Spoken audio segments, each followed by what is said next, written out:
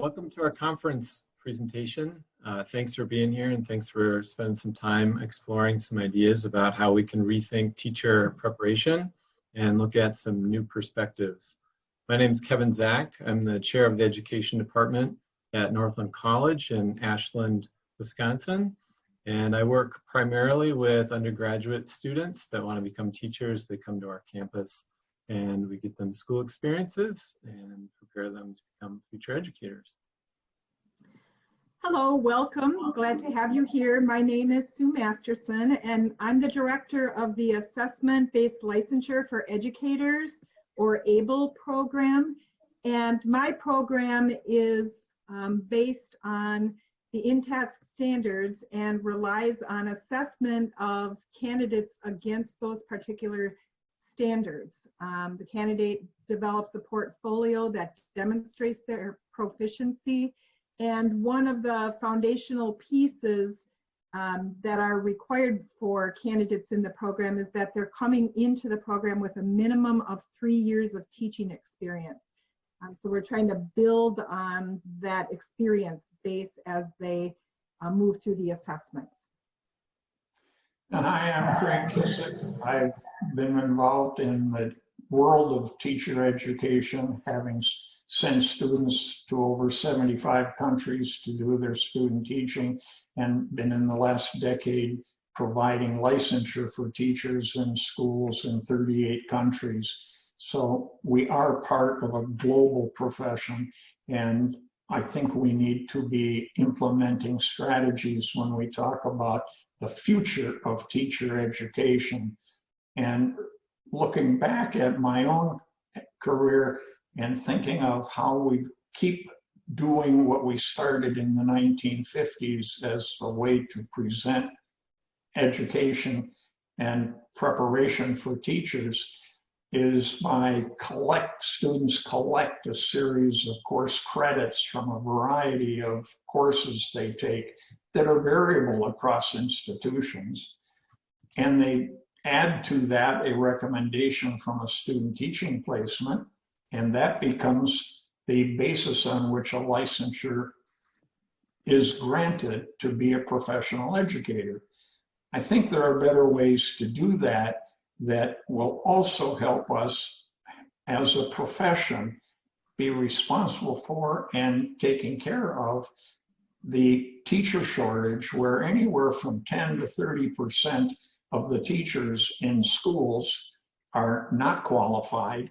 And that means in schools everywhere in the world and across all communities, and where at the same time, the people coming into the profession, such as myself being in it, do not represent the diversity of the population that our graduates are going to be teaching. So how do we go about changing the nature of teacher education to solve and resolve the issues that are out there? So one of the activities that we've been engaging in, Kevin and I, is taking a close look at each of our program approaches from the viewpoint of prospective candidates that have approached us and presented some challenges with the way each of our programs is designed. So, for example, I have a candidate with a bachelor's degree in math, wants to become a math teacher, doesn't have any teaching experience, and a school district who is interested in hiring that person to teach. How do we provide the support? How do we provide the pathway for that person to step into the profession and then get the support they need to both develop professionally as well as demonstrate the proficiencies they might already have? And I had a similar goal of someone that had a bachelor's degree, and what would it take in order to go through our program to get fully licensed to be able to teach social studies. I had a psychology degree. And the way that our program is set up would probably require quitting a job, moving up here, and spending 3 years working towards that, taking courses in order to meet those requirements, which again is just an unrealistic expectation for somebody that has an interest in becoming a teacher, but not a real logical pathway in order to do that.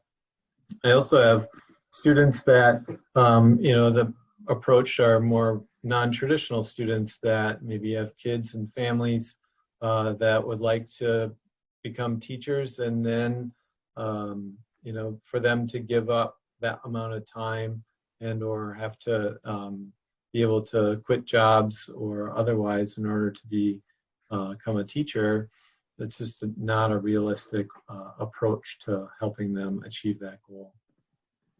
And then on the other end of the spectrum, I might have a candidate who is coming in with teaching experience, but when they start looking at their self-assessment in relation to the InTask standards, that academic language, that pedagogical background, the content-specific pieces of knowledge might be missing. And so how do we provide that type of education or access to growth and development in the context of a teaching experience? So these are the kinds of questions that we've been grappling with.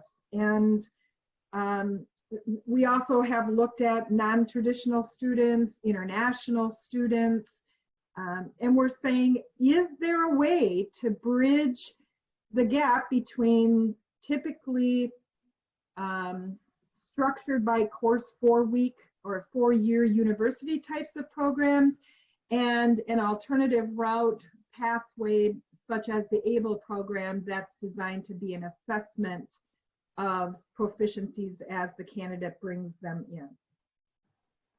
And that's where in our conversations and looking at some of these examples, it really spells out how our two programs might fit on a series of different continua. So the pathway to licensure, more traditional route, of a program that I work in, where Sue is working with an assessment based against the InTask standards, working individually with candidates. How we deliver, in teacher preparation programs and institutes of higher ed, we work in the currency of courses. So students take a whole series of courses to meet those requirements. For Sue, you're working with, again, using criteria, them developing a portfolio to be able to demonstrate their competence. Our candidates typically, coming in, they don't have any teaching experience at all. For Sue, you might see, some that they have to have at least 3 years of teaching experience. And so that, again, is two very different types of candidates. And then the orientation that we have, maybe philosophically, about how we approach preparing our future teachers. So in programs like mine, of where it's more teacher-directed, it's course-directed, where, Sue, you're working with the candidates and thinking about where they're at. And so this really gets us thinking about these two different bookends of how we might approach preparing future teachers. And what we started thinking about is there somewhere in the middle that we might be able to create something with? Well, maybe there's a middle point, but maybe on the other hand, is fundamentally what you're presenting and that I'm hearing is the course structure, which is an institutional structure, is not one that allows us to model that which we expect of our graduates. We expect of our graduates that they will understand their learners, their students, and what their experience is, and build on that. We instead take all teacher education students, put them into a class of whatever number, and that one size fits all is what we do, saying, hey, when you go out and teach, individualize. Well, if we were to take the InTask criteria and the indicators that go with it, they all begin with the teacher. And if we as teacher educators would go to those, if each of you would do it and just read it as the teacher, and teacher educator will. And then you are going to be put in a position of having to decide, well, how do I then know what the experience is of the teacher candidates that I'm working with, what they need, helping them self-assess, helping them create learning plans. Oh, we have IEPs in schools.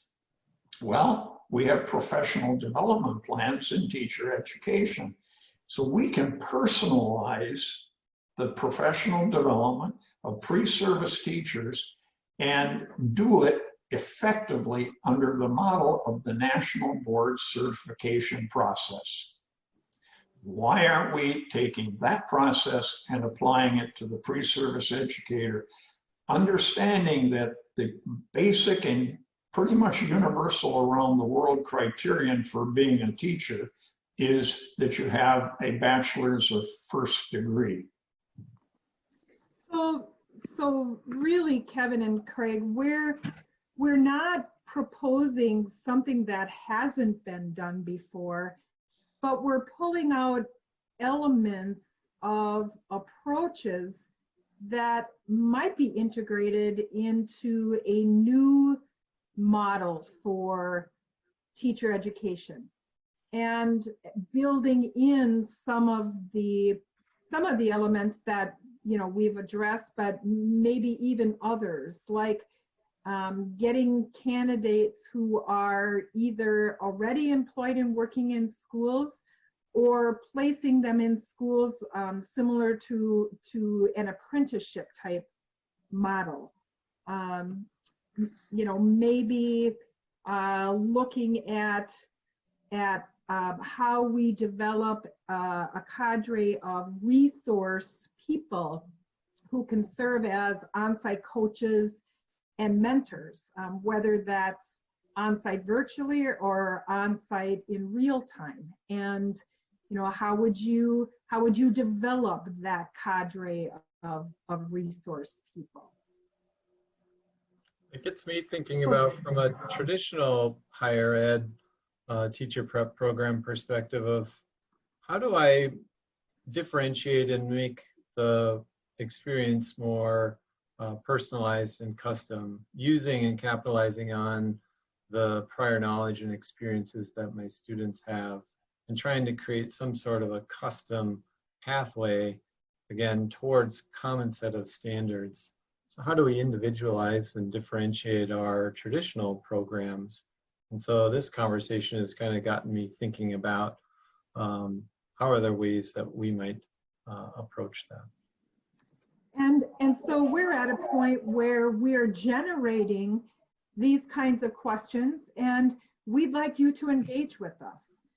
We're curious about your experiences with the types of teacher education programs or models that you're familiar with.